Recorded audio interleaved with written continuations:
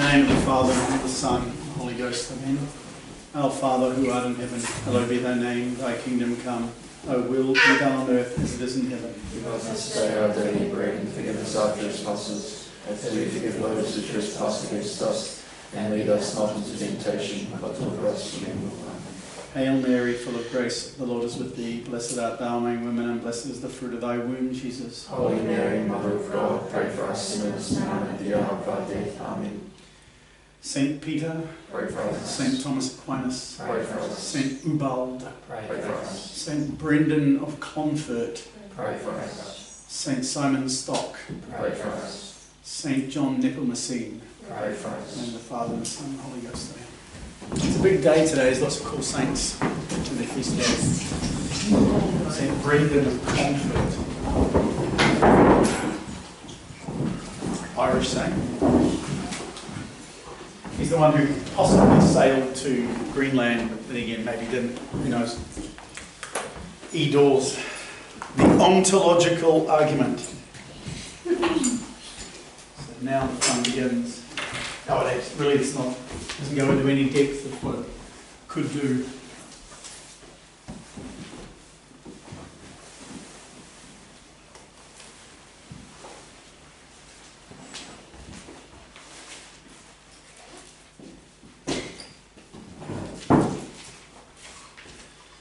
Alright, so the ontological argument was devised by St. Anselm of Canterbury, who lived from 1033 to 1109. And he wanted to produce a single, simple demonstration which would show that God is and what God is. Single it may be, but far from simple.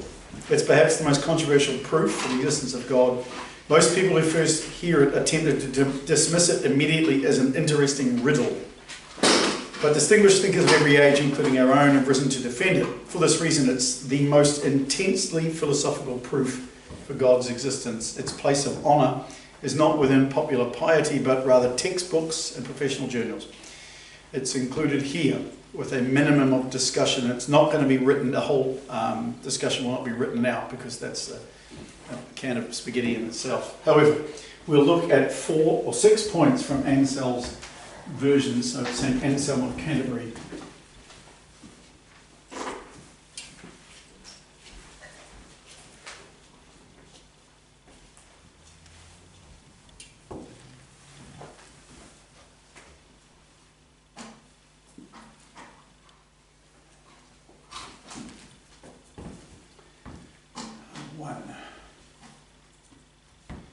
It is greater for a thing to exist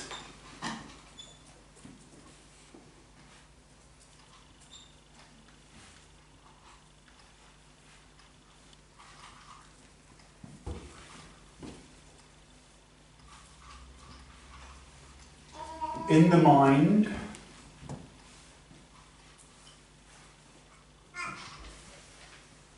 and in reality.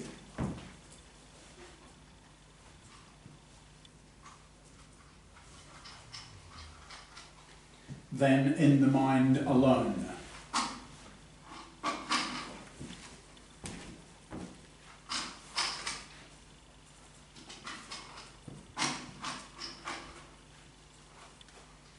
Do you get the philosophical point?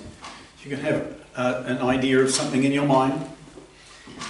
An elephant, a green elephant with 6 legs, a flying green elephant with 6 legs, okay? So you have the idea of it, but it does not exist in reality. So if it did exist in reality, then it is greater for the thing to exist in the mind and in reality than in the mind alone. It's greater because it does exist. It has ontological existence, so it has being, not just idea. Okay, so ontology means the essay of a thing, the beingness of it, the existence basically of the thing. Okay? So it's greater to be a woman than a man thinks he's a woman. Correct. Somewhat very clear to most, but not all in this day and age. Yes, indeed. Number 2. These ideas must arise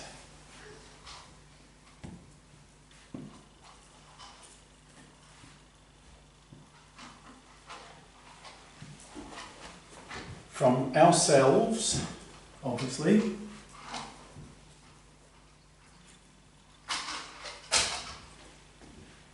or from things outside us.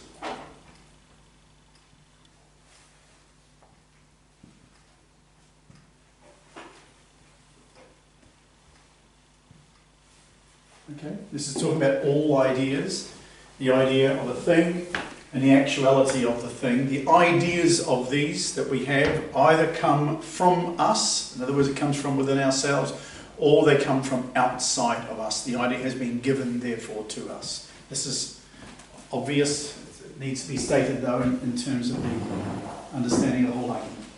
Number 3, one of the ideas we have is the idea of God.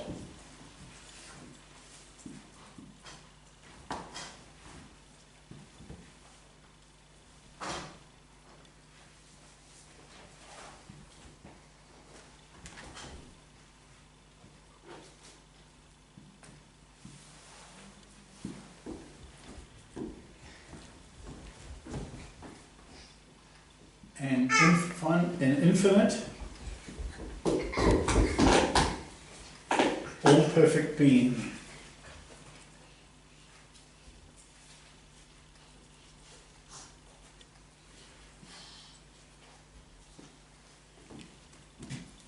Okay, so the idea, remember we have to, if we have it, people talk about, oh, God this, God this, God that, God this, but unless you have a proper idea of God, then you're not actually thinking of God. You're thinking of a created being or a limited being. The actual idea of what godness means infinite, all perfect being. So those infinite elements, which is infinity itself, encompasses absolutely everything. So we have to have, if we talk of God, the idea of God, we must have infinity and perfection there as part of it. Number 4. This idea could not have been caused by ourselves. We looked at that last week.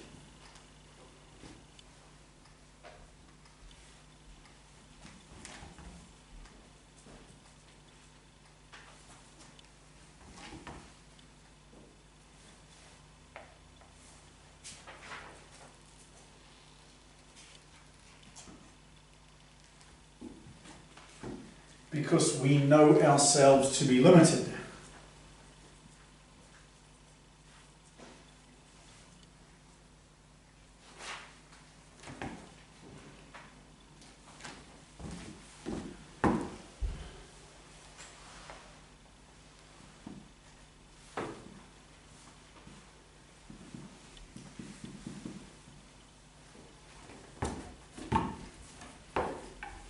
And imperfect.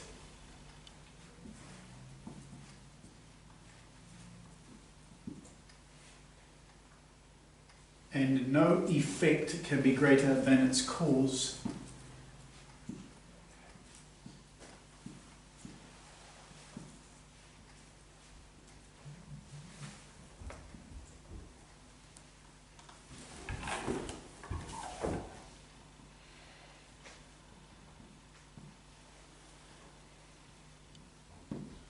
Number 5.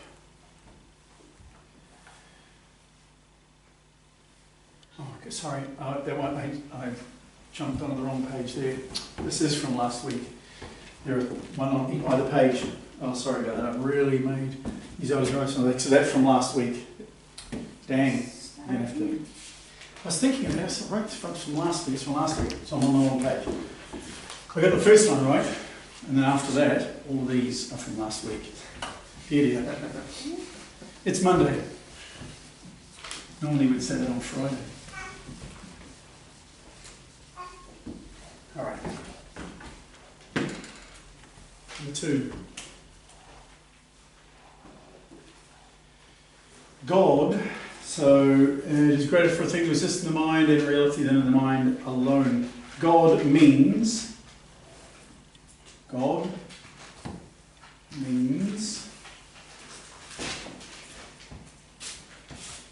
and here is his phrase, that than which a greater cannot be thought.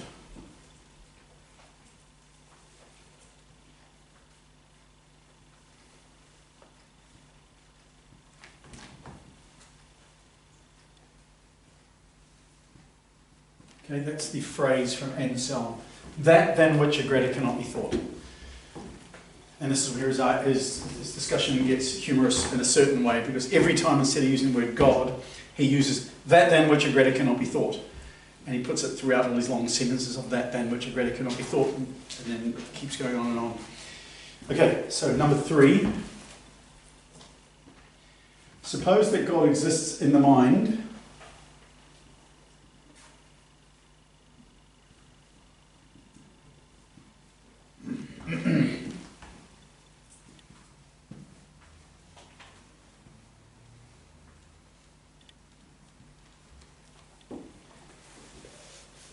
but not in reality.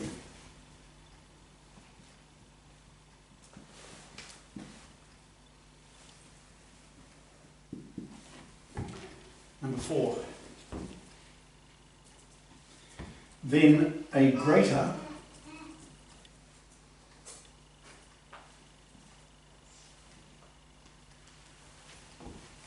than God could be thought.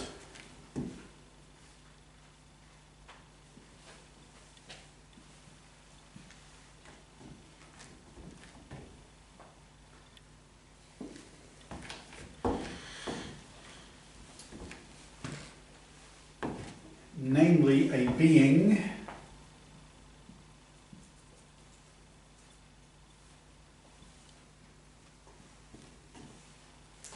that has all the qualities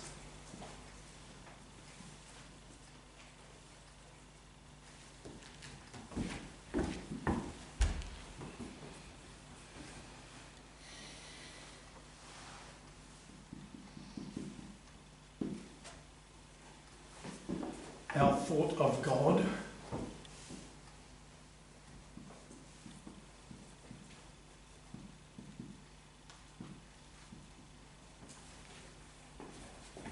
has, plus real existence.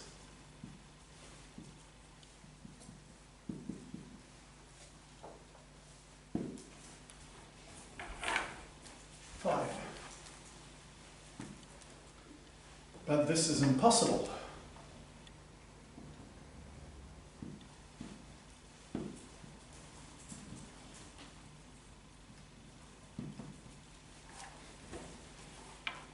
For God is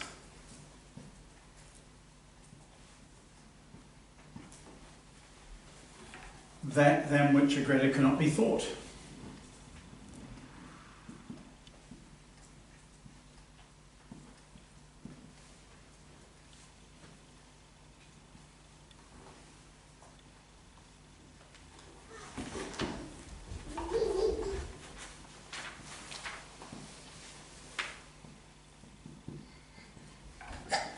Number 6. Therefore God exists in the mind and in reality.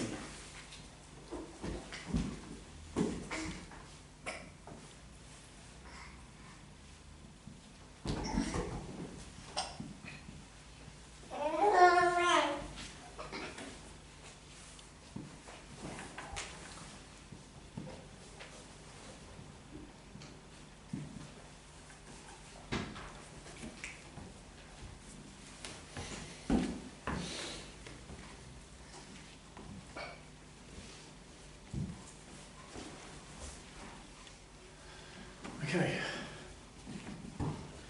It is greater for a thing to exist in the mind and in reality than in the mind alone. We would all agree with that.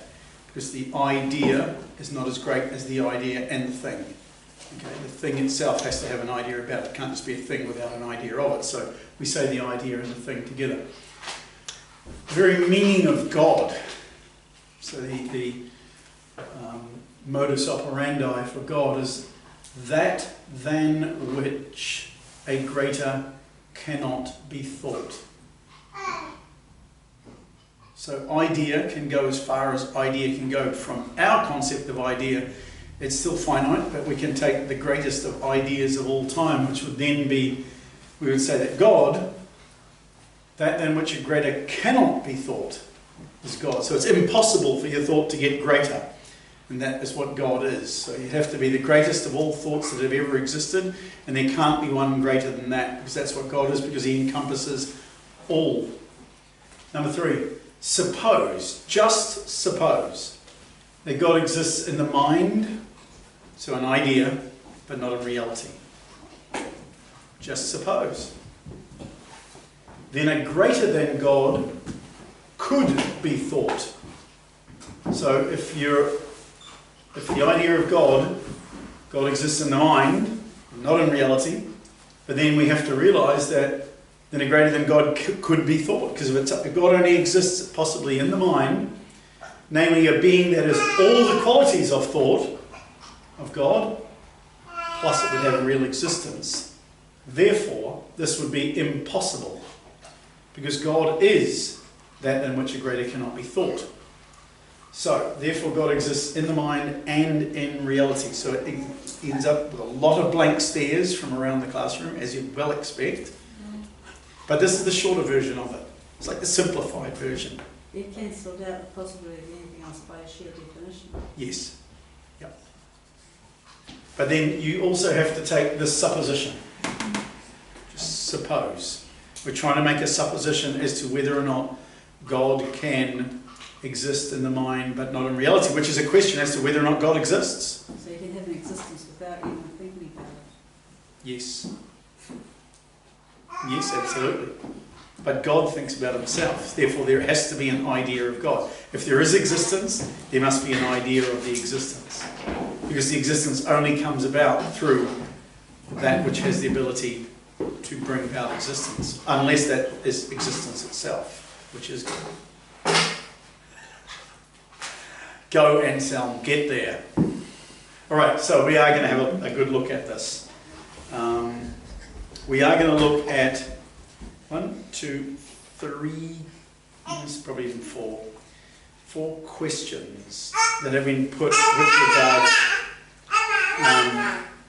this, and we'll plug it into one or two of these suppositions. So after everybody's got this down, the first question is going to be, suppose I deny that God exists in the mind.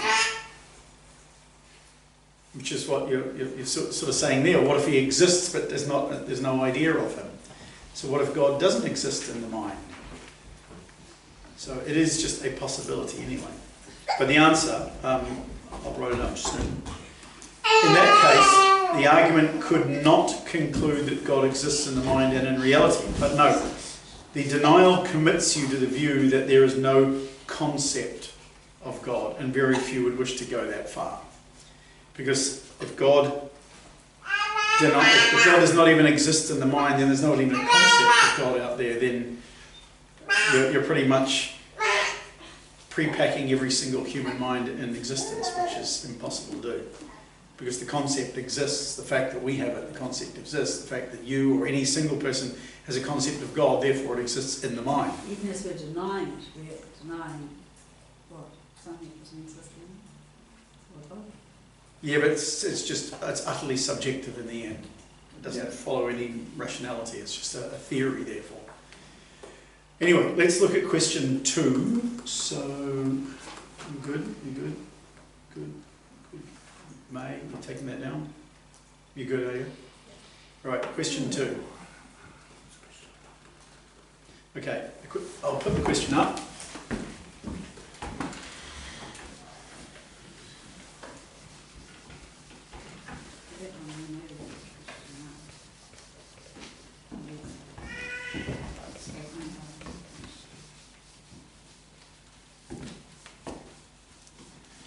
Like the book said earlier, as I read it out, this is probably the strongest of all the arguments for God. This is probably philosophically the strongest one, which also makes it possibly the hardest to understand, because there's a philosophical depth to it that most questions don't get anywhere near. So question 2 is it really greater for something to exist in the mind and reality than in the mind alone?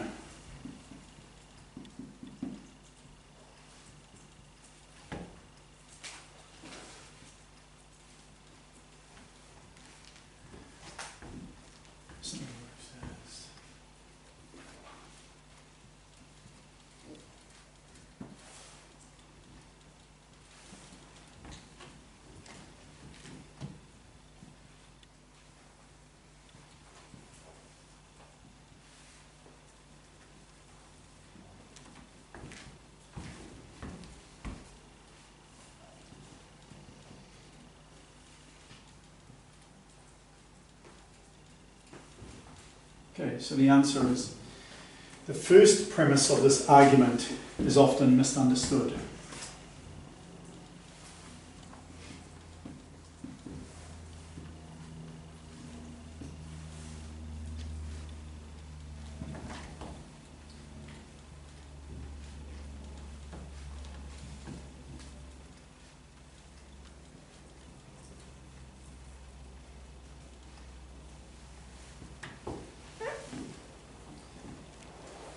People sometimes say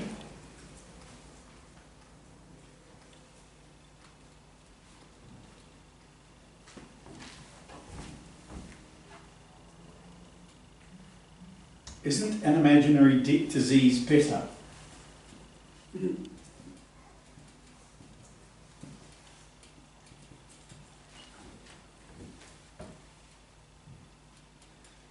I wonder if anybody knows any imaginary diseases.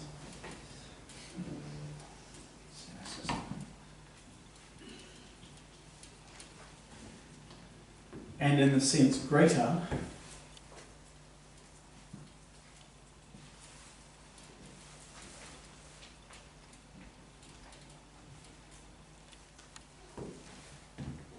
than a real one.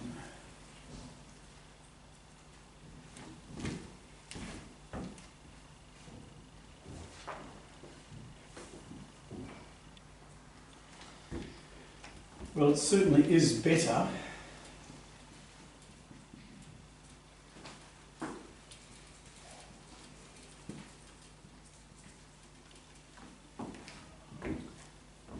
And so a greater thing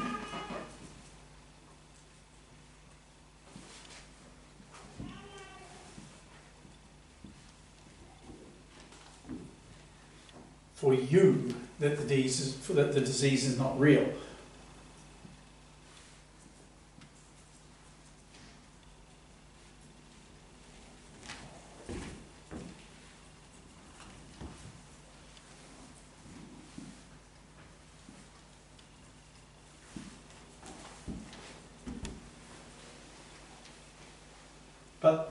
But that strengthens Anselm's side of the argument.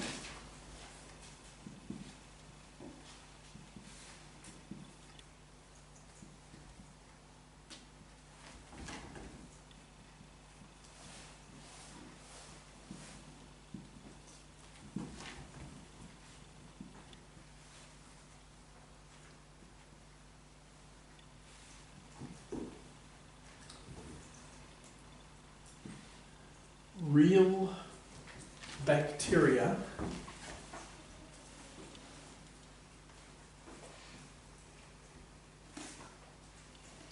are greater than imaginary ones.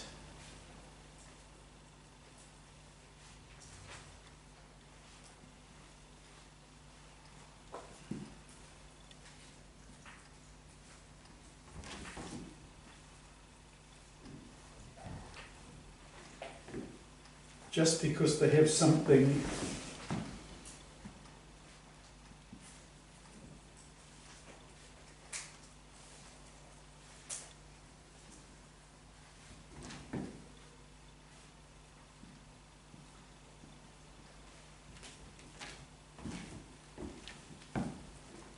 that imaginary ones lack.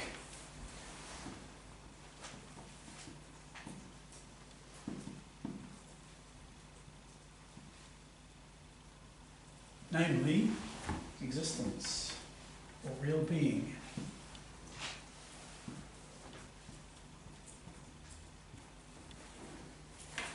They have an independence.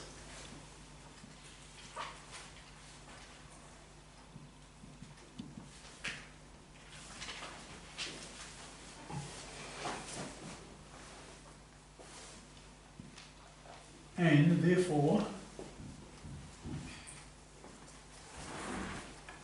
an ability to harm.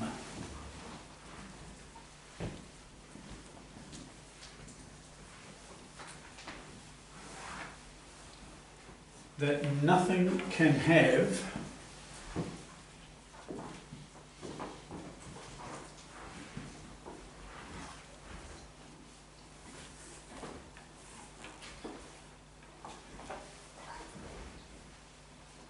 whose existence is wholly dependent on your thought.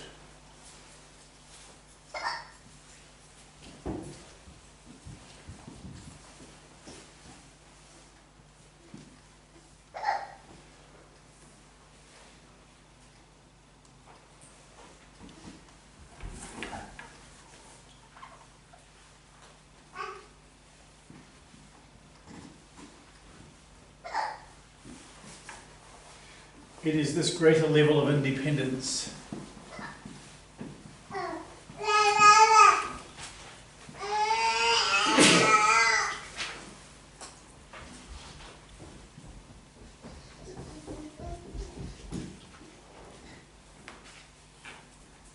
that makes them greater as beings.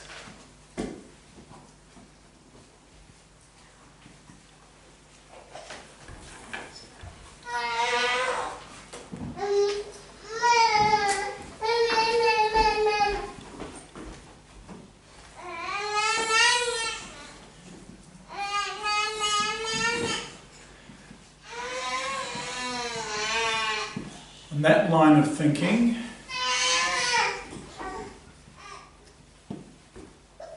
does not seem elusive or far-fetched.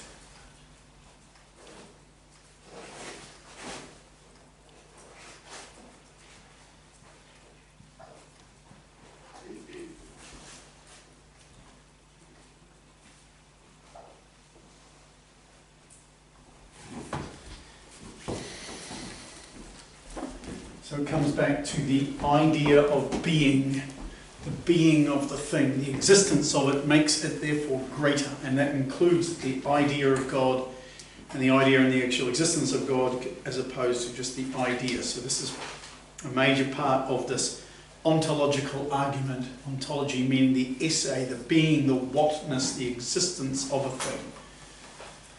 Okay, so the first premise of the argument is it really greater for something to exist in the mind and in reality than in the mind alone? It's a question, because St. Anselm has said that it is better, it is greater for something to exist in the mind and the reality than in the mind alone. So the question is, isn't an imaginary disease better, and in that sense greater than a real one? Because if something's better, it's greater. So if we look at it one way, it certainly is better, and so a greater thing, looking at it one way, if the disease is not real. But in a certain way, it strengthens Anselm's side of the argument. Real bacteria are greater than not real bacteria, whether or not the bacteria. It's like saying nuclear war. The thought of a nuclear war is much better than the actual nuclear war, because the actual nuclear war is going to wipe out a whole lot of people.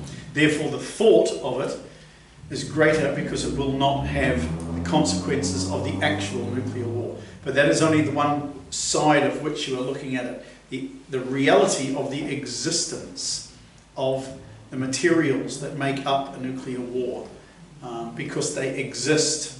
Therefore, because of their existence, they are greater than non-existence. And this is the same with regards to God. They have an independence because they exist. And since they have the independence, they have an ability to harm that nothing can have whose existence is wholly dependent on your thought. So if you only have a thought of the devil, then the actual devil has greater because he exists, even though he's evil. Okay? The fact that he exists, the fact that God has created him, means that he's greater than the thought of the devil. Now, if there was only a thought of a devil, it would be a much, much nicer place to live in, because it wouldn't be the temptations or the threat of punishment or anything like that. But even in heaven, the possibility of the thought of the one who has turned his back on God still exists. Okay? And his existence will not be in heaven, but the thought of him will still be there. So it is this greater level of independence. Something which exists independent of the thought. Okay? It has its own independence. It's this greater level of independence that makes them greater as beings. Okay, and that line of thinking does not seem elusive or far-fetched. Questions so far? The definition of greater is different from the definition of better. So there seems to be a confusion. Sometimes the word better is used if greater? It's only really use of language, I suppose. Greater in this sense means, well, it's looking at it in two senses. Is an imaginary disease better? And in that sense, greater. Just the fact that, by the way you're looking at it, that the disease is not going to kill, it's better than a disease that does kill. At least looking at it in terms of its effects. The effects of a non-disease or a mental one are going to be better than the effects of an actual disease. And so therefore you would say they're greater. The effects are greater when there are no effects, as opposed to its strength. I mean, it's the use of language. We're talking about good, better, best, and whether or not you use better or greater, I think it's pretty much meaning the same thing.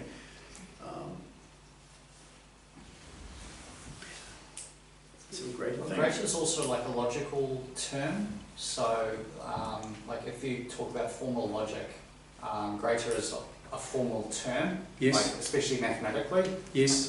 So I think it's intentional. Oh, it definitely is intentional. Especially on this line. The imaginary disease is certainly better because the effects of it is that no one dies. And so a greater thing for that disease is not real, and therefore it becomes an actual concept, that the concept of the non-disease is better than the actual reality of the disease, so it is a greater thing.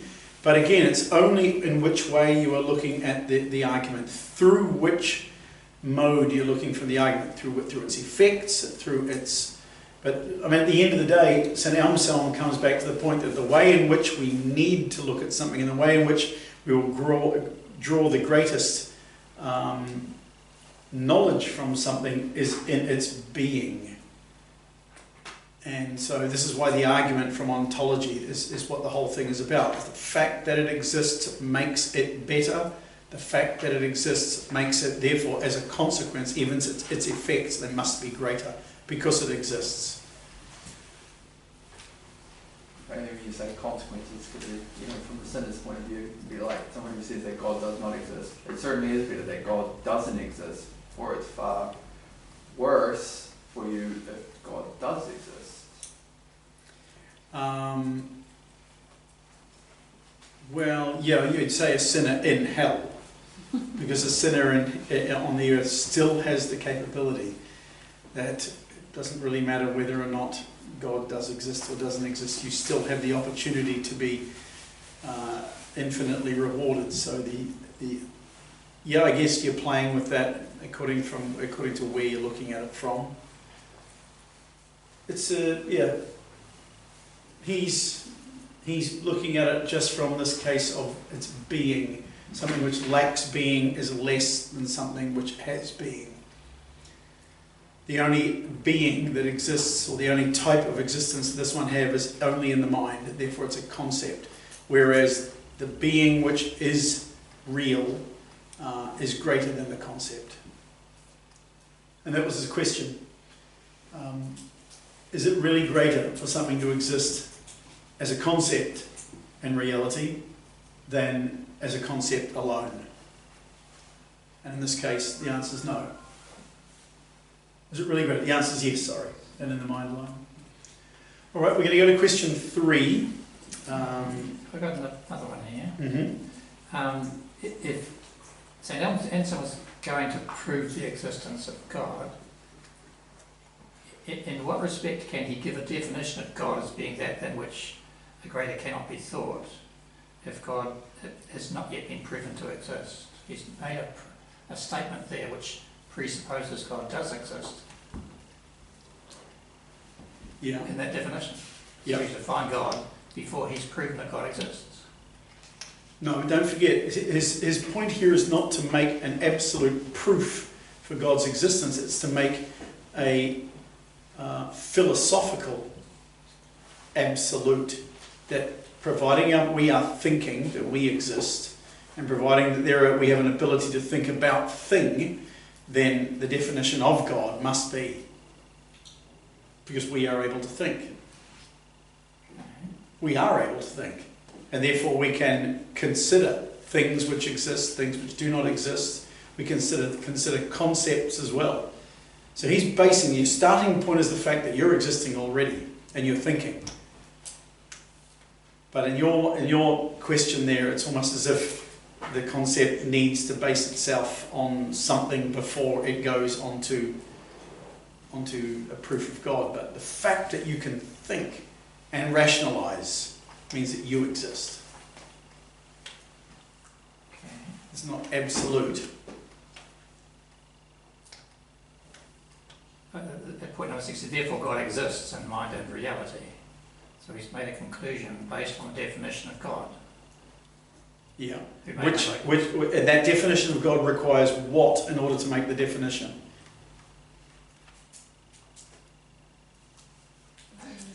It's a chicken and egg. You're going around No, you're not really. No, you're not really. In order to make that definition, what do you have to be able to do in order to make the definition? Think. You have to be able to reason. You have to be able to know. You have to be able to compare. So I take it that after point 6, he has put forward a statement that God not only exists in mind and reality, but he's infinite. That's the definition. Yeah. That in which a greater cannot be thought. So using that same structure, Yeah. but changing the God definition at point number 2 Mm-hmm. to Satan means something that which is Satan is something than which no worse can be thought, or no more evil can be thought. Therefore, using that same structure, we end up with the conclusion that Satan not only exists, but he's infinitely evil. No, definitely not. Why not? Well, why is Satan than which a greater evil cannot be thought? Why? Well, if I can answer that question, then I can answer the previous one. How do I accept the statement that God means that than which a greater cannot be thought? Why can't I start the same statement, Yeah. but apply it to Satan, and say more evil? So the devil means that than which a greater evil cannot be thought, because an evil is not a thing, it's an absence of the thing. Absence of good. It's an absence. Greater is a measure. Greater is a measure. Yeah, And greater is a measure. And isn't more evil a measure? Yeah, but that, I'd say we really, I mean, okay, you're pulling out a name, let's just say Satan or the devil or whatever, you're pulling out a name, and that name means that than which a greater evil cannot be thought. But it's based around what concept? Because it's just making the opposite statement of this one as if it somehow or other naturally fits, whereas the idea of God has to, if you are trying to find that God actually exists, then you've got to ask yourself, what does God mean? Satan's not But infinity. Infinity. he has used the term God in his definition of that a greater cannot be thought.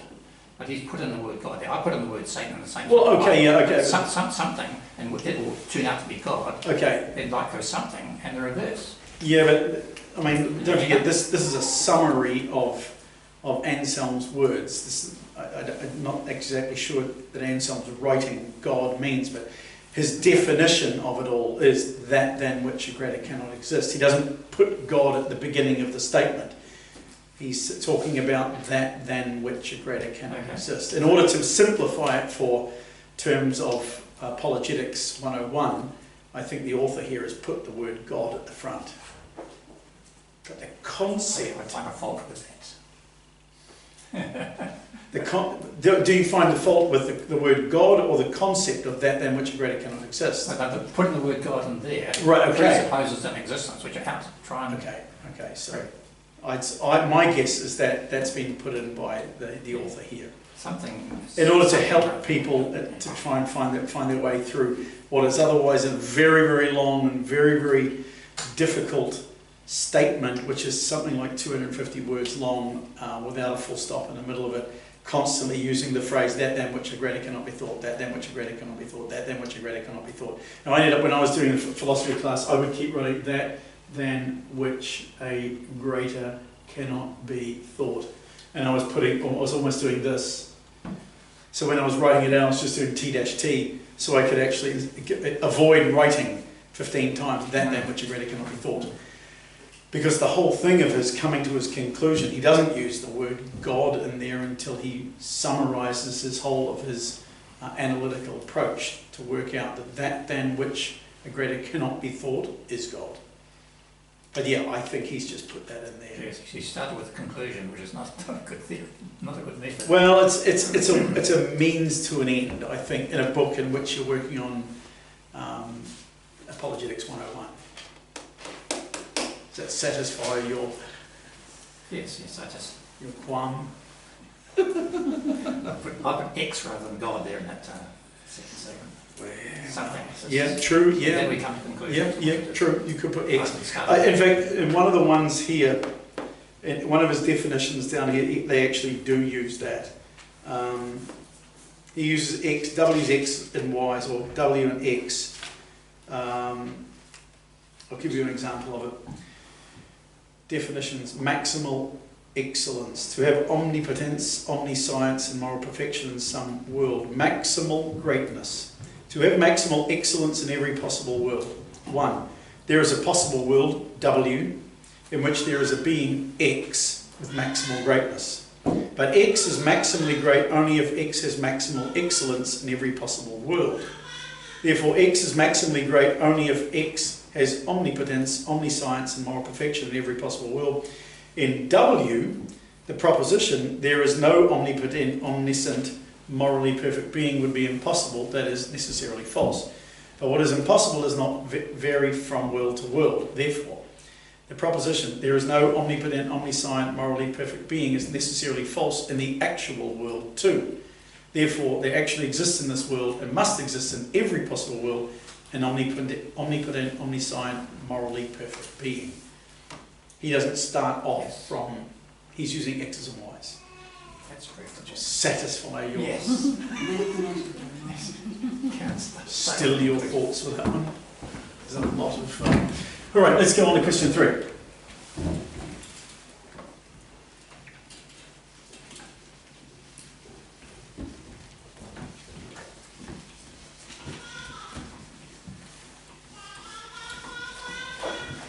Somebody's agreeing wholeheartedly.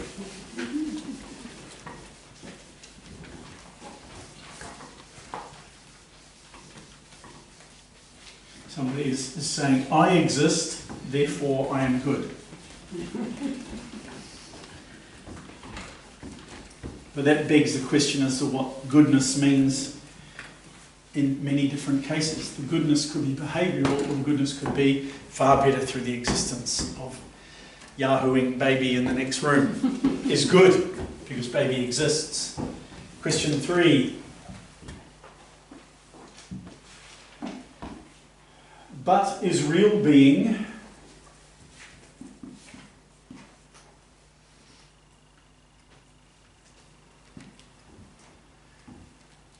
just another thought or concept?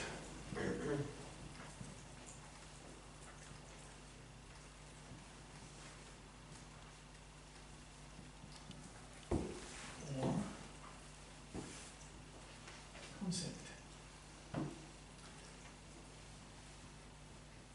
Is real being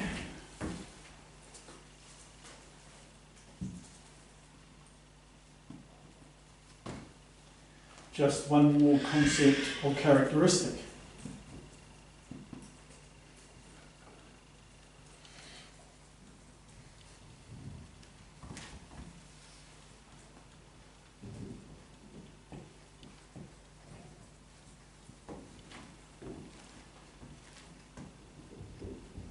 Like omniscience,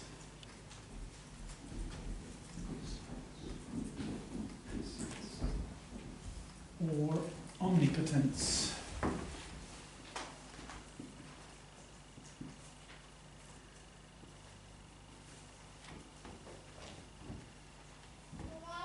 That could make a difference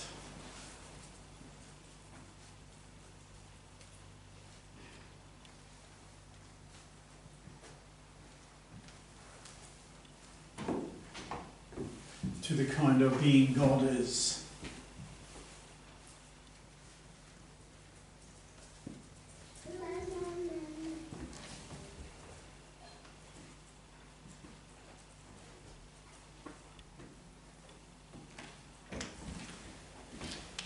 Now, in terms of, we step back a long way, in terms of apologetics class where we began a couple of years ago, we were looking at the existence of God and then starting to realise that we have to know who God is and what God is, and finding out through a series of eliminations that God exists and the necessity of having God and stuff like that, in order to be able to then work in our way into actual discussions with atheists and eventually Protestants and Muslims or anybody else. So we need to get to that, but in this particular, let's say, few months that we are working our way through the beginning of this book, we're looking through these very difficult concepts or ideas as to the proof for God's existence. After we've done several of these, we're then going to move over onto those other further questions. But it just gives us an idea of how far people have thought about this throughout the centuries. This is not something somebody just picked it up and wrote a little handbook that God exists, therefore you have to do this, and therefore you have to do that. This has been thought about since the beginning of time, and it's probably one of the better arguments for human nature not changing throughout existence. It's very foolish and easy for people to say man is far better now than man was 200 years ago, or 1,000 years ago, or 2,000 years ago, or 5,000 years ago. The world's a lot better place now. Really? Okay? Because these discussions that St. Anselm's having are 1,000 years old, at a time when most of the things that we take for modcoms now would just have been beyond the pall of anybody's concepts or even thoughts about an aeroplane or a cell phone, or speaking to your family on the other side of the world face to face through a piece of plastic, and all these things are far beyond them. But the ability of the mind to work on a philosophical and a theological and on an ontological, intellectual level has not changed. Mankind remains and has been asking these questions going way back into the Old Testament about existence and God and us and the world and the big questions of why are we here, all that sort of stuff. It doesn't change. It's part and parcel of our nature to think about these things. So it's important for us to get some perspective on the whole thing. All right, the reply. So, but is real being, so we're talking about real being actually existing, and he's asking, it's a very philosophical question, is real being just another thought? Or is it just another concept? Actual real being, is that just another thought, or does it actually mean something? Is real being just one more concept or a characteristic? So a characteristic of God, omniscience, omnipotence. These are characteristics that we attribute to God, that God has all knowledge, God has all power, and therefore we give them these as attributes. Is real being just an attribute as well? Especially with regards to God, it's asking that question. Is real being just another one of these characteristics that we attach to the idea of God, or does God actually exist? And would that make a difference to the kind of being God is, especially if it is a totally conceptual ideal of the being? The question is obviously headed towards one particular answer, but you've got to unpack it first of all. The reply is that real being does make a difference.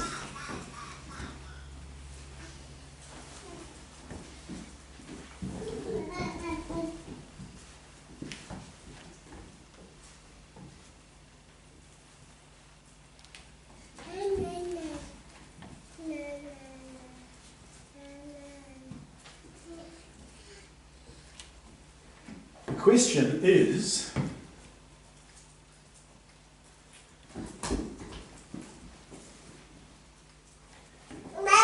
does it make a conceptual difference?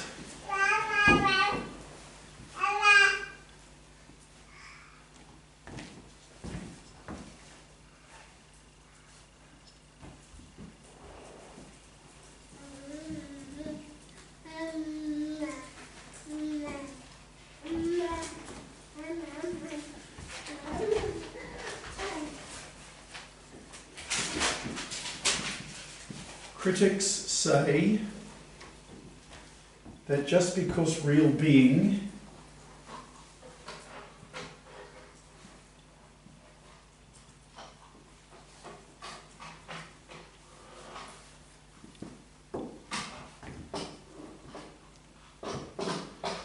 makes all the difference,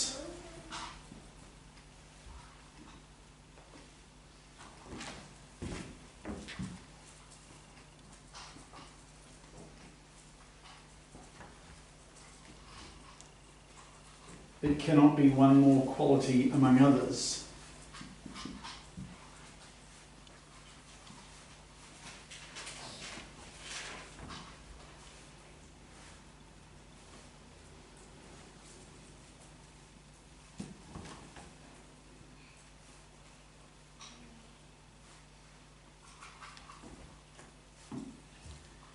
Rather,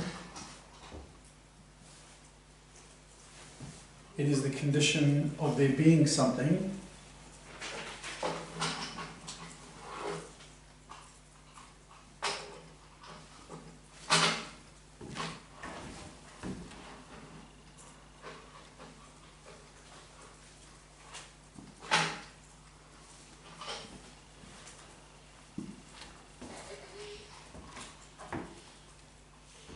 something there to have any qualities at all.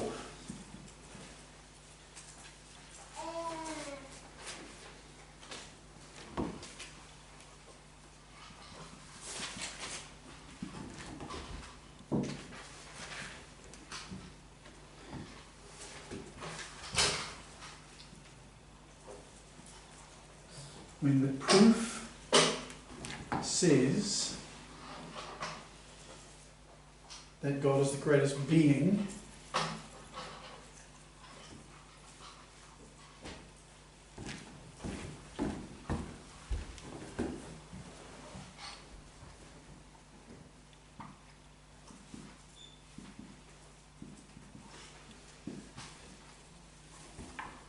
that can be thought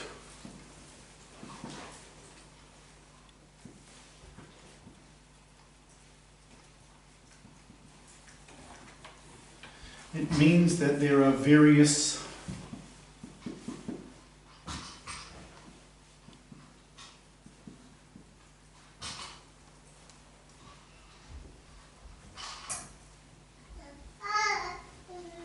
perfections or qualities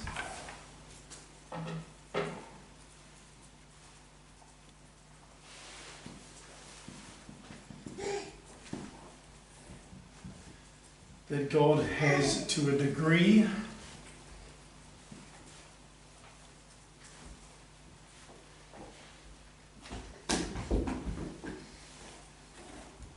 no creature possibly could.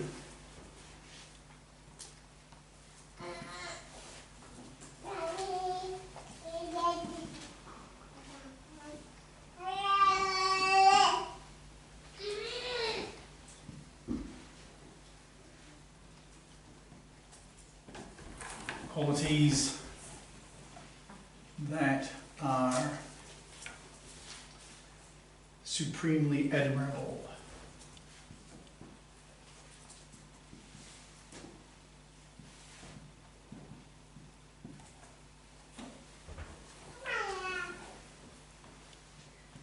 But to say that such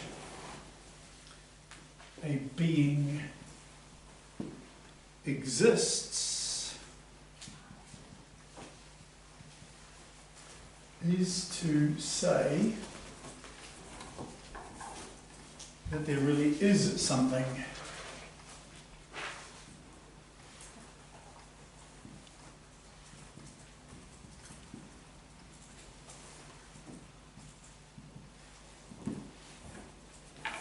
which is supremely admirable.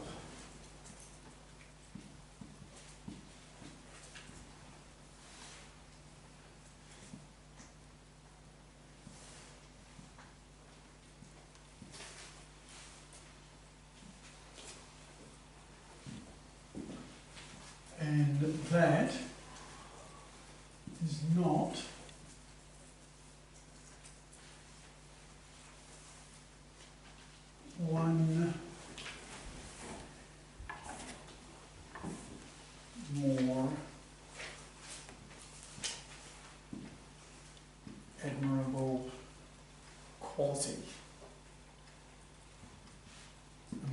this.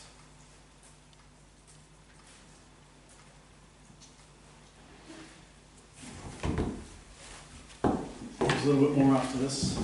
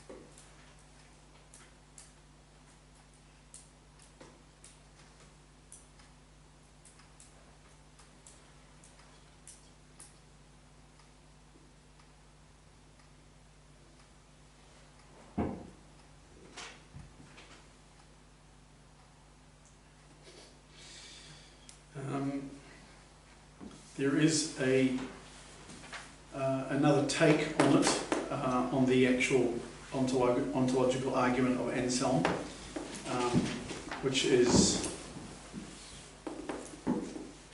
hard to follow in thought, but I think I'm going to put it down anyway, because it follows a little bit more along the lines of Anselm's thinking, because they take this from another one of Anselm's writings, which is called the Proslogia, and I'll put that one up in a second.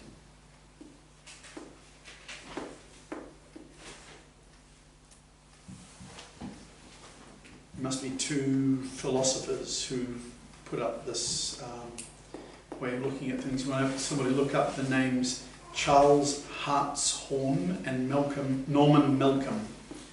Charles Hartshorne and Norman Malcolm.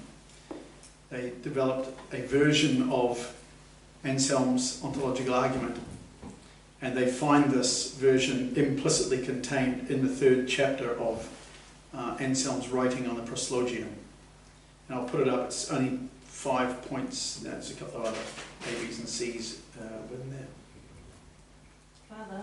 Yes? I could be off the tracks with this question, but is St. Anselm's argument, can it be used when we're dealing with transgender topics, and like, you know how it's easy for society to accept if someone, if a man believes, born a man believes that he's a woman, but the reality. Yeah, I think in that sense you can. But it's not okay if a white man thinks that he's black, or if he was to say, if I was to say I'm 7 foot tall. Right, exactly. Yeah, I think you're definitely right in this, because modern theory or modern ideology is so far outside the use of reason that even the ontological argument with regards to God is obviously far deeper and far more important, but something that the human mind has to really work really tight and hard to be able to grasp the reality of it all, because don't forget, it's only conceptual and it's philosophical, whereas the argument they're doing now for transgenderism and any type of fluidity to the human nature is so far from scientific biological, physical, chemical truth that it can only be looked at through the eyes of some sort of insanity, which is why I find it phenomenal that universities can have their gall to try and push them, because they do not stand any type of scientific or philosophical argument. You have to be very, very, very disjoined from reality to try and push one of those arguments. It's, I mean, you could use this, but I think this is even what we're dealing with regards to the transgender argument is science minus 101. Like, it fails every single scientific discussion, and yet you can get university degrees on it. So it tells us a lot about our universities. You can get a degree in transgender studies. I mean, what? So they're not using anything which is ontologically real. They're only using the ideology of what they claim is real, which is, I suppose, a certain way the breakdown of philosophy in our Western society. Because philosophy is the science of thought and right thought. But when you apply wrong thought, and I'm not talking, I say it's light, you say it's dark, sort of wrong thought, but 1 + 1 = 3 wrong thought. That far off the ontological truth of being, that it's our ancestors would be rolling in the grave thinking, goodness me, we've gone backwards thousands of years. The whole argument where I said a few moments ago about this foolish concept we think we're smarter now, but our ancestors of 1, 2, 3, 4, 5, 6, 7, 8,000 years ago, if they were to sit here and someone would try to tell them about transgenderism, they would just think, we didn't come from a Stone Age, but you guys have gone back to a Stone Age. You're realistically further back than Stone Age, because they follow no reason. There's no scientific reasoning behind what they are talking about. It is purely and utterly ideology. But Satan loves it, because it's a mockery of the actual existence of truth itself. So I suppose, yes, but in a basic sense, you could use this ontological argument, and you should use it anyway, because you've got to base any type of argument along something like that in reality. You know, they can say, oh yes, but I am now a woman, and because I exist as a woman, therefore I am a woman. And that's their idea of ontology. I exist as a woman, therefore I am a woman, whereas the argument is a play of language. I exist calling myself a woman, therefore I am a woman. But it's like saying I am 3 meters tall, I identify as 3 meters tall, therefore I am 3 meters tall. So it's really an abuse of language. Just because one says something about themselves, what they identify as, does not change what they are. And therein lies the ridiculousness of the entire argument that, you know, philosophy 101 means your opinions don't mean anything whatsoever. Because your opinion, unless it is based in actual reality, is rubbish. And science and measurement will tell you the same. So very much that the scientific method never works with regards to gender fluidity, because it takes no science into account. So yeah, I think the more basic philosophers in the world should be able to easily pull apart the argument, but they've got to go back to remove all emotion, remove all possibility of abuse of language. You've got to get common terms. If you don't have common terms, you're discussing, you might as well speak French and the other person is speaking Yiddish. So in other words, it's impossible to have a discussion with two people who do not speak the same language. So when somebody starts to talk about gender studies or something like that, before they even get into any part of the discussion, you have to make an agreement on language terms. Because if you don't, wasting time. Make sense? And then after that, it should follow to reason quite easily. All right, I'm going to put up the modal version of question 3 about these two philosophers. So take that off.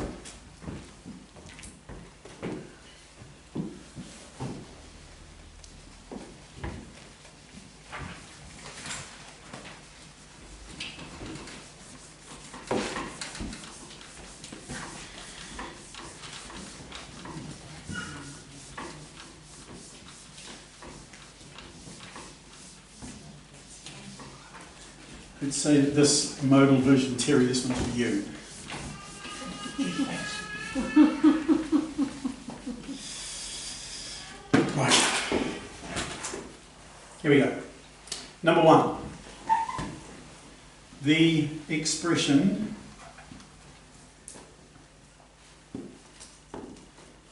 that being than which a greater cannot be thought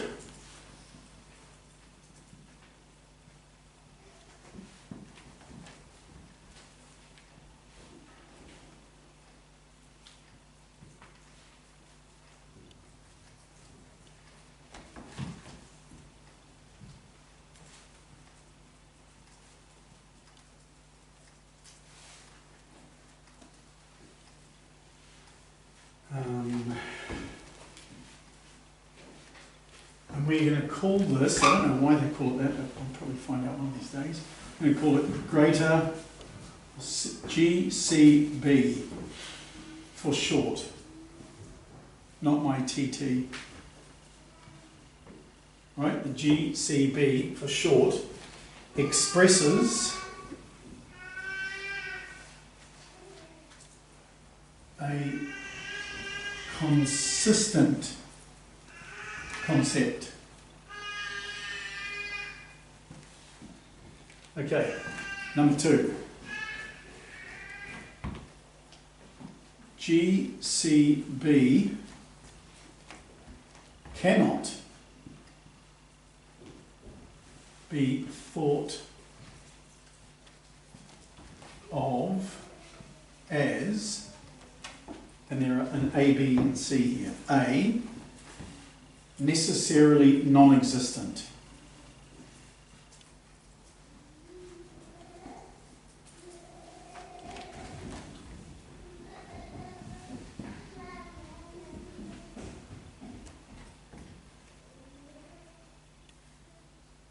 Or as B,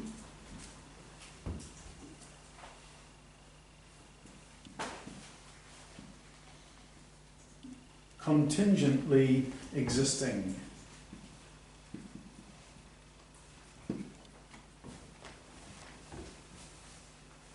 But only as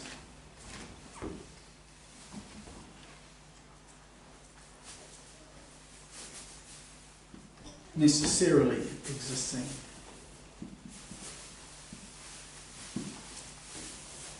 Number three. So,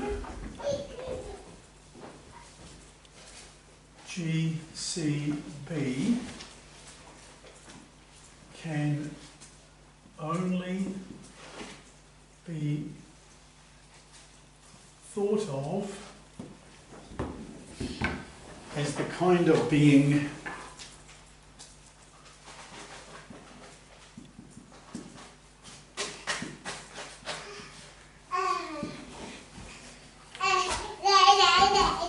that cannot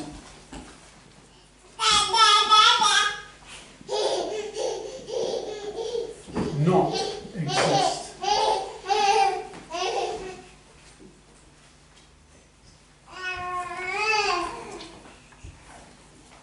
That must exist.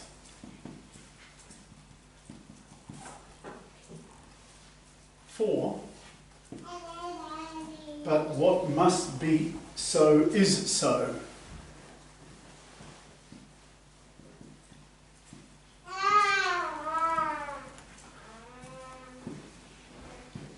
Five, therefore,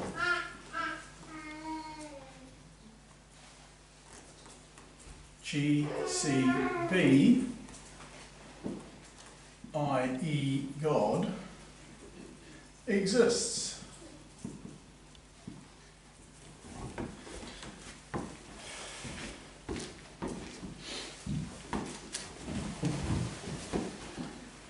Okay, the expression, that being than which a greater cannot be thought.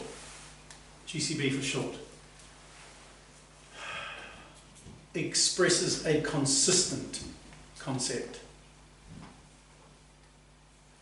Number two, that being than which a greater cannot be thought, cannot be thought of as necessarily non-existent. Why can it not be thought of as necessarily non-existent?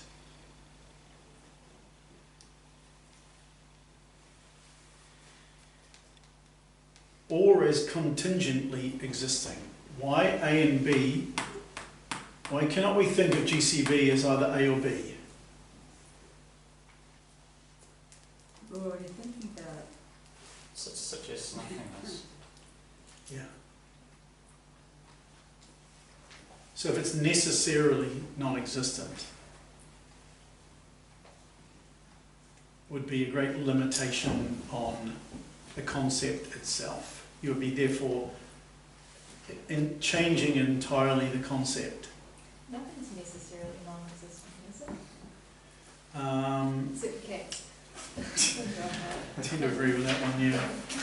Yeah, nothing that we can have a concept of is necessarily non-existent, unless it was something that is ridiculous, such as a square circle, Oh, is necessarily non-existent. Because it is nonsense. It actually has no reality and can have no reality to it. Okay? So anything that has logic to it is not necessarily non-existent. What about contingently existing? Because God isn't we're contingent beings on God. God can't. Well, you don't use God in this. You talk about that being than which a greater cannot be That thought. thing which cannot be thought is like where, because then he would be just like us. Right, exactly. So you're thinking about if there's something within which a greater cannot be thought, then it cannot be contingent.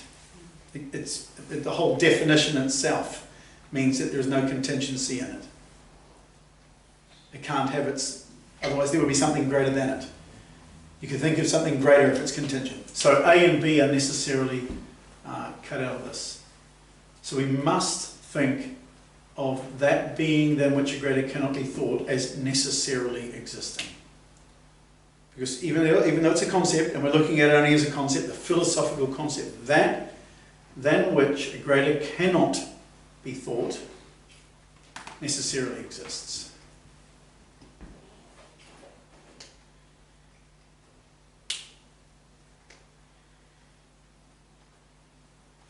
So that being than which a greater cannot be thought can only be thought of as the kind of thing that cannot not exist. In other words, it must exist.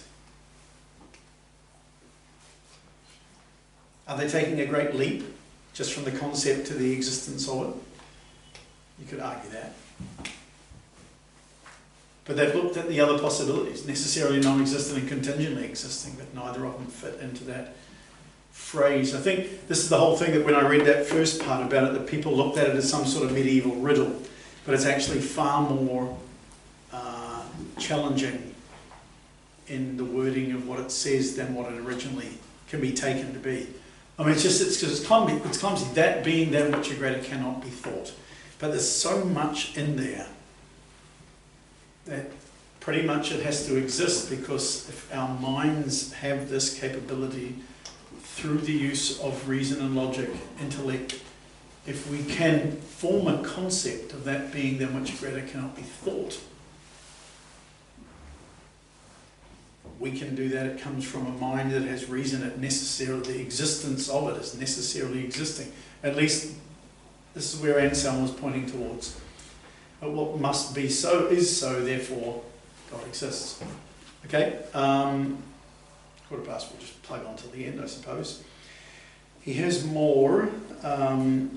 Question, just because GCB must be thought of as existing, does that mean that GCB actually really exists? Which is the logical conclusion after this. Reply, if you must think of something as existing, you cannot think of it as not existing. But then, you cannot deny that GCB exists, for then you are thinking what you say cannot be thought, namely that GCB does not exist. Is that circular? No. You want me to put that last little bit up? Possible rules, versions. and then comes that last one, the X and Y one that I read out before.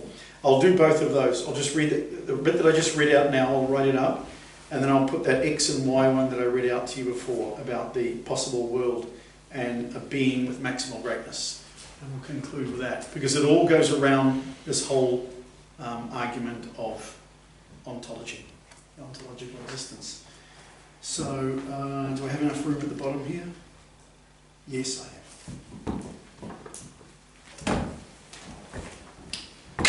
So the question is, just because GCB must be thought of as existing, question, just because GCB must be thought of as existing,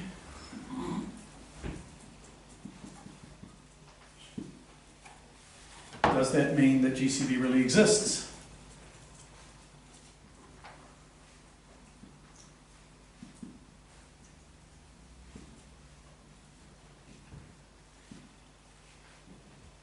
I will go up to the top of the board.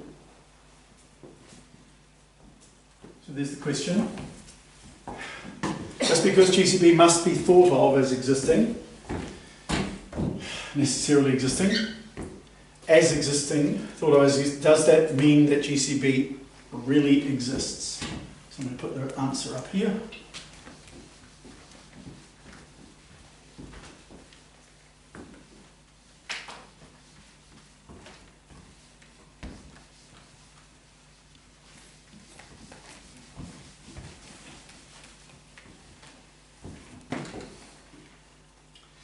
Reply.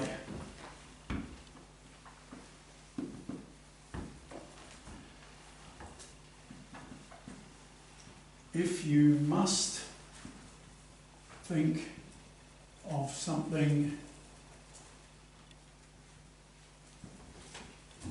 as existing,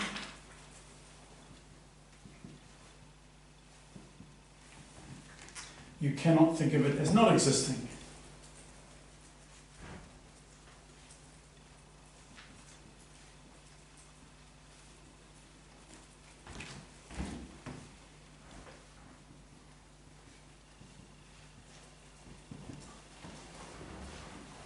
But then you cannot deny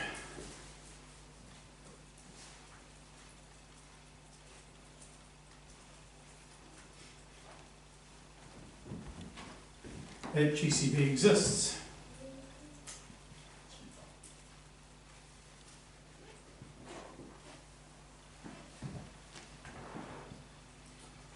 For then you are thinking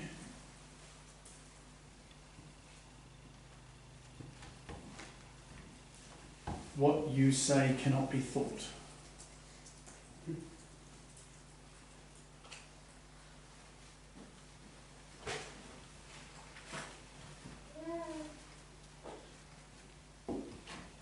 Namely, that GCB doesn't exist.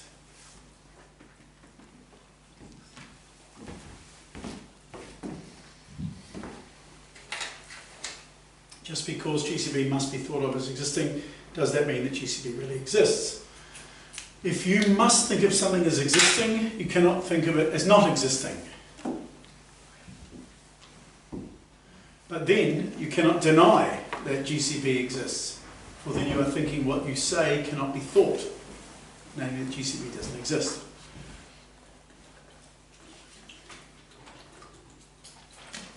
Oh, how the mind gets pushed sometimes.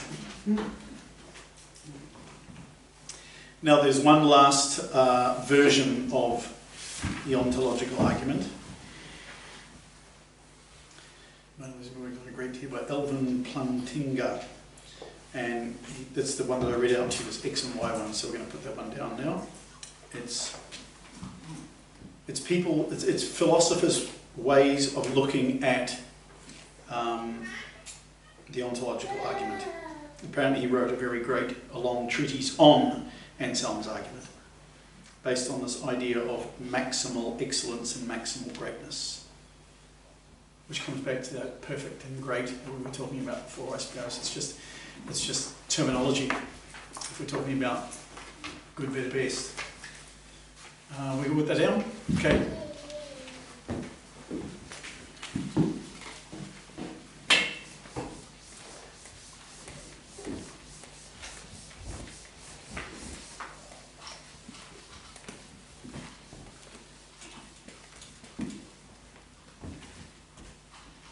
Right.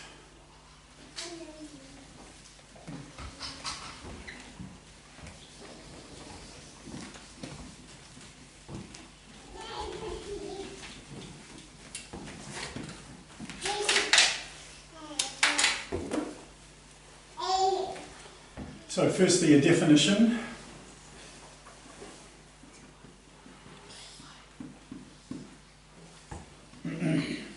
Two definitions.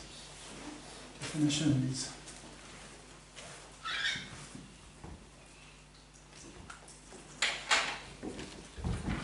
Maximal excellence.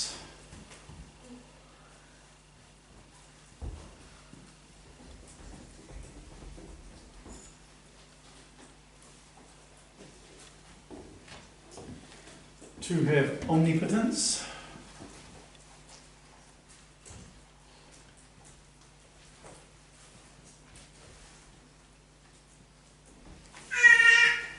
Omniscience.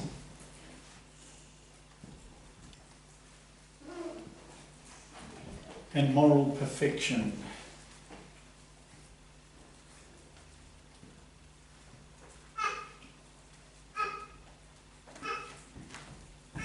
In some world.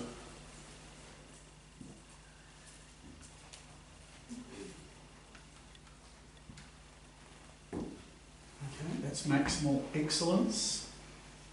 And now we look at maximal greatness.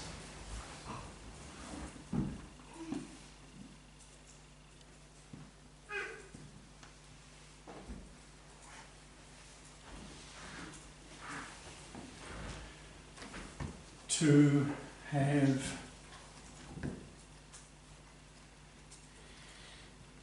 maximal excellence in every possible world.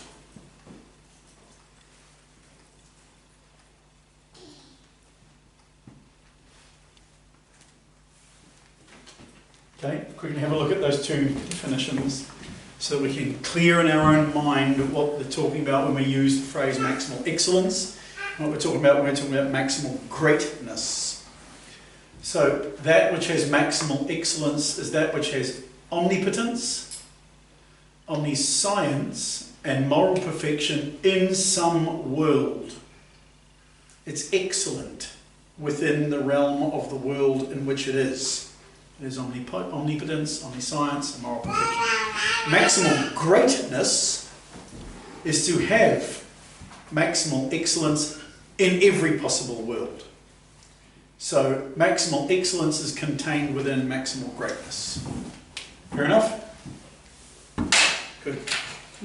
Let's go on to our W's and X's, no Y's.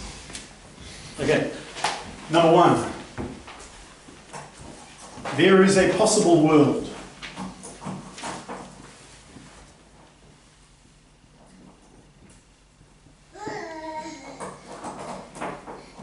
Which we are going to call, not that one.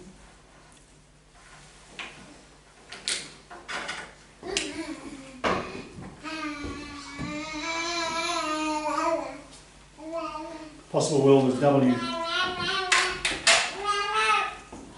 In which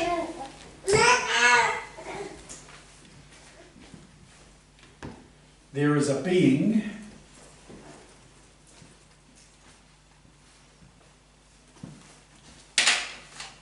X which, or with maximal, there is a possible world W in which there is a being with maximal greatness.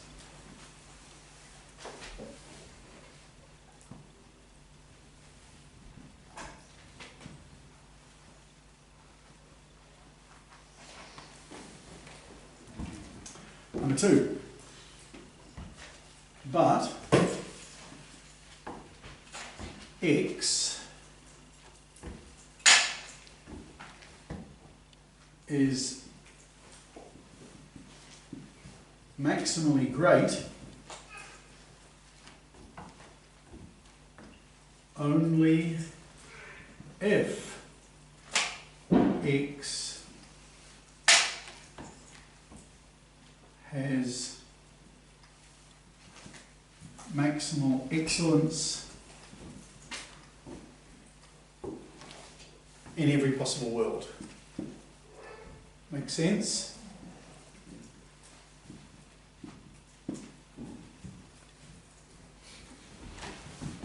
Number 3. Therefore, X is maximally great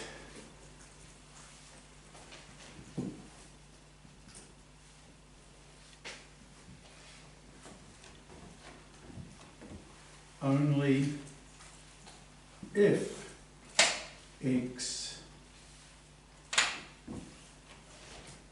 has omnipotence, omniscience,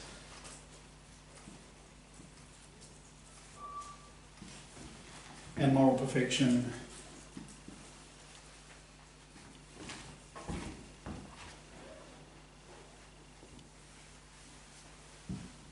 in every possible world.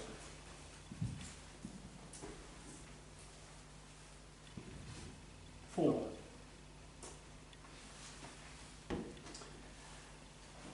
In W, the proposition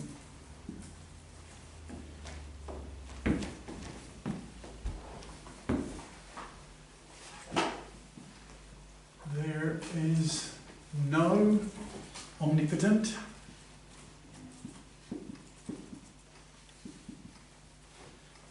omniscient,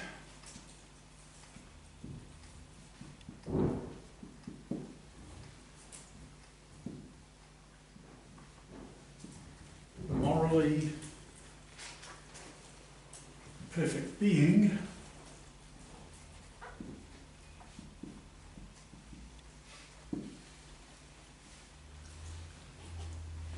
would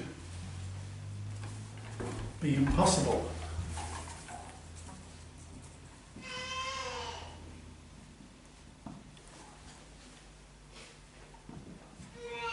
That is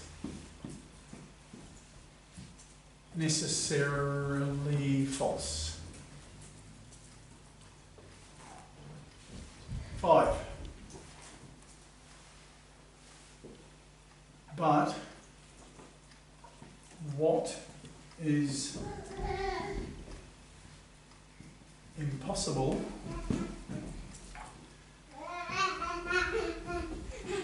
does not vary from world to world.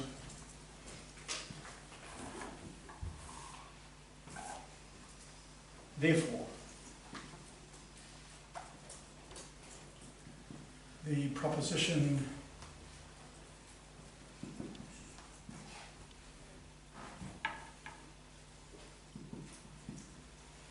there is no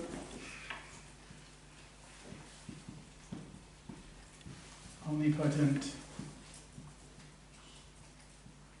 omniscient,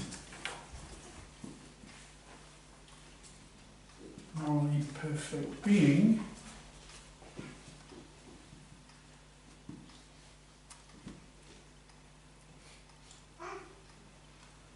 is necessarily false.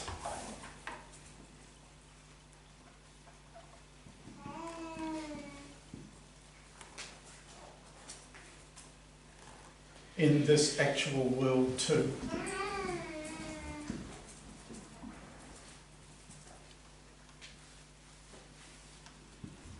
Seven. Therefore,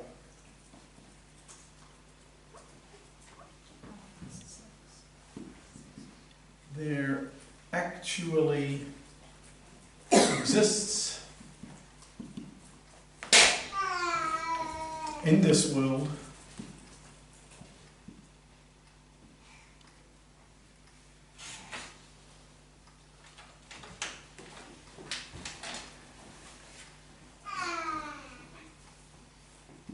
and must exist in every world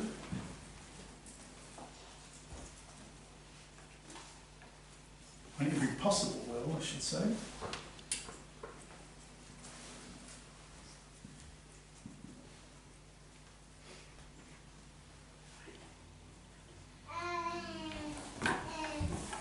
an omnipotent,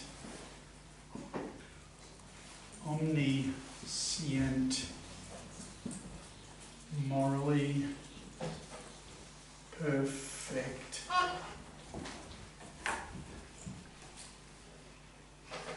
being.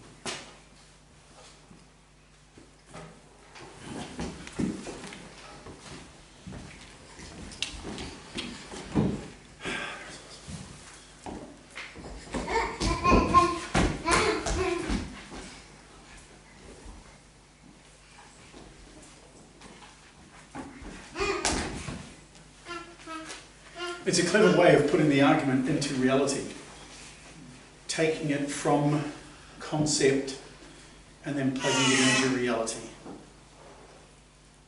Because he starts off with, it's a concept, there's a possible world in which there is a being with maximal greatness. Maximal greatness being means to have maximal excellence in every possible world, which is the explanation of that than which a greater cannot be thought.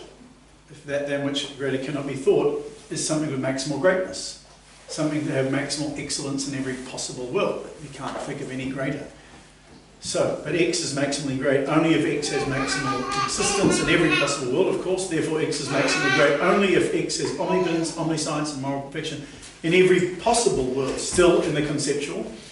In W, the proposition there is no omnipotent, omniscient, morally perfect being would be impossible. That is necessarily false, because if there is a creature, a being that has maximal greatness, it encompasses every world, possible and non-possible.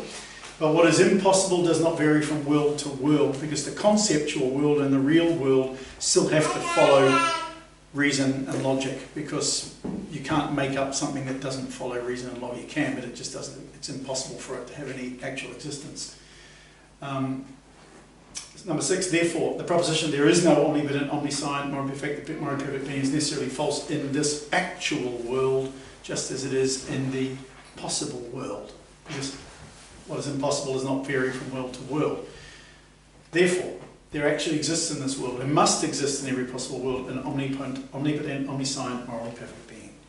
Go Saint Anselm, who has tripped up many a philosopher for a millennia. Question. So you got a possible world W, Yes. in which there is a being X. So in my mind, I'm seeing this possible world as being infinite itself. Because if you've got X within W, then W should be infinite too. Yeah, I don't know if you've got a world that can be infinite. Even though it is possible, I think that the fact that you've got a world which must be a creature, You define Can't. the world. yeah, place. Once it's a locus, once it's a place, it cannot have infinity. Does that make sense? Because once you've got creature, world, you cannot have infinity. Whereas being, especially a spiritual being, it does not necessarily, especially when you have the spiritual being that than which greater cannot be thought, then it can have no beginning. By in and of itself, the concept of that being means that being has never started, whereas the concept of a world that has never had a beginning or an end opens too many questions that would not be answered logically. Because material in and of itself has to have a beginning. Time and space as well, the whole argument comes in. Does that sort of clarify a bit? Being, the difference between the being and the action, even if it's a possible world. Because you can argue, well, my possible world is infinite. Well, then it's a square circle. It's not really a possible world, because it would not be possible for a physical world to be infinite. Because it has to have a beginning. Thank you. Big support from the back of the room there. She's totally pumped up. She like this at this time every night. Keeps the energy up. Okay, any other questions? We've done the ontological argument. It is very, very conceptual. It pushes every bound of your thought. Next week we go to the moral argument, and then the argument from conscience. Right, and we're getting near the end. There's 20 of these, remember? Yeah, Pascal's wages the last. Shall we conclude with a prayer? All right.